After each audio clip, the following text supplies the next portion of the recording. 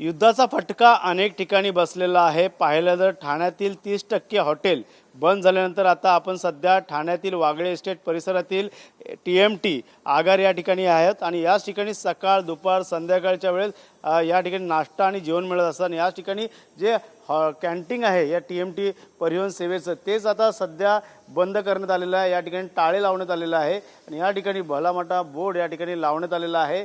पाहायला गेलं तर कर्मचाऱ्यांची आणि या ठिकाणी असणाऱ्या लोकांची आता गैरसोय होणार आहे। सकाळचा जो नाश्ता दुपारचं जेवण जे मिळत होते आता त्यांना घरातनंच घ्यावं लागणार आहे। पाहायला गेलं तर अनेक कर्मचारी हजारोच्या संख्येने या TMT आगार डेपोमध्ये येत असतात आणि सकाळचा जो नाश्ता याच ठिकाणी करत असतात। पाहायला गेलं तर आता हेच TMTचं कॅन्टीन जे आहे ते या ठिकाणी कुलूप लावण्यात आलेलं आहे। त्यामुळे मोठा फटका या ठिकाणी या कॅन्टीनला देखील बसला आहे तर दुसरीकडे कर्मचाऱ्यांना देखील बसणार आहे। त्यामुळे कुठेतरी आता सकाळच्या वेळेस या TMT आगारमध्ये 7च्या सुमारास अनेक आगारातनं बसेस आणि या ठिकाणी कर्मचारी काढत असतात आणि त्याच ठिकाणी येऊन ते जवळपास असणाऱ्या कॅन्टीनमध्ये नाश्ता करत असतात। मात्र जे हे कॅन्टीन जे आहे TMT आगाराचं ते आता बंद करण्यात आलेलं आहे। गॅस सिलेंडर नसल्यामुळे मोठा फटका या कॅन्टीनला देखील बसलेला आहे। त्यामुळे आता असंच जर राहिलं तर नक्कीच सकाळच्या वेळेसचं आणि दुपारचं जेवण जे आहे ते आता कर्मचाऱ्यांना मिळणं मुश्किल होणार आहे। त्यामुळे नक्कीच घरातनंच न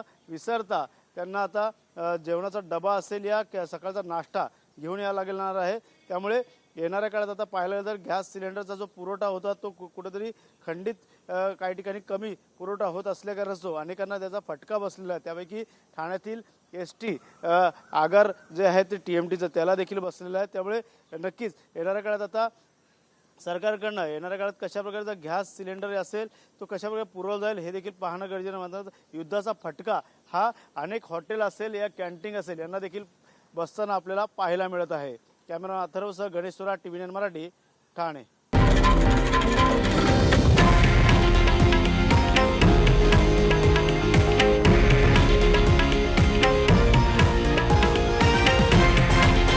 हे आहे देशातील नंबर 1 न्यूज नेटवर्क आणि आपण पाहत आहात TV9 मराठी, एकमेव।